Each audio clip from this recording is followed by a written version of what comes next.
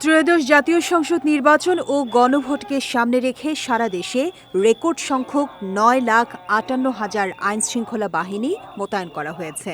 নির্বাচন কমিশন জানিয়েছে, অতীতের যে কোনো নির্বাচনের তুলনায় এবার সর্বোচ্চ নিরাপত্তা ও প্রযুক্তিগত নজরদারির মাধ্যমে শান্তিপূর্ণ ও গ্রহণযোগ্য ভোট আয়োজনের প্রস্তুতি সম্পন্ন হয়েছে।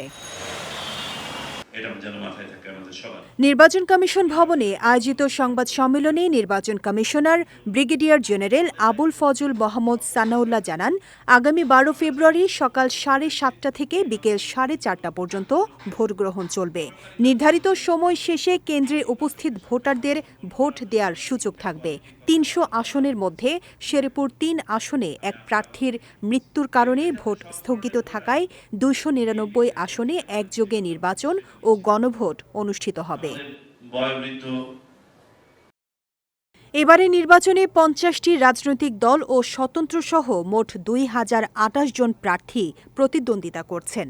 এর মধ্যে 1755 জন দলীয় এবং 273 জন স্বতন্ত্র প্রার্থী। নারী প্রার্থী রয়েছেন 83 জন। সারা দেশে 42,659টি কেন্দ্রে সরাসরি ভোট গ্রহণ এবং 299টি কেন্দ্রে পোস্টাল ভোটের গণনা হবে। মোট ভোটার সংখ্যা 12,77,00,000-এরও বেশি। নিরাপত্তা জোরদারে 2,100 নির্বাহী ম্যাজিস্ট্রেট ও 657 বিচারিক ম্যাজিস্ট্রেট দায়িত্ব পালন করছেন। ইতোমধ্যে 850টির বেশি অবৈধ অস্ত্র উদ্ধার করা হয়েছে।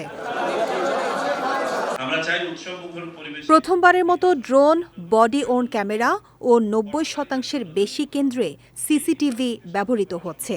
নির্বাচনে 45,330 জন দেশীয় ও প্রায় 350 জন বিদেশি পর্যবেক্ষক থাকছেন। শান্তিপূর্ণ পরিবেশে উৎসবমুখরভাবে ভোট সম্পন্নের আহ্বান জানিয়েছে ইসি। বিজয় টিভি নিউজ ডেস্ক।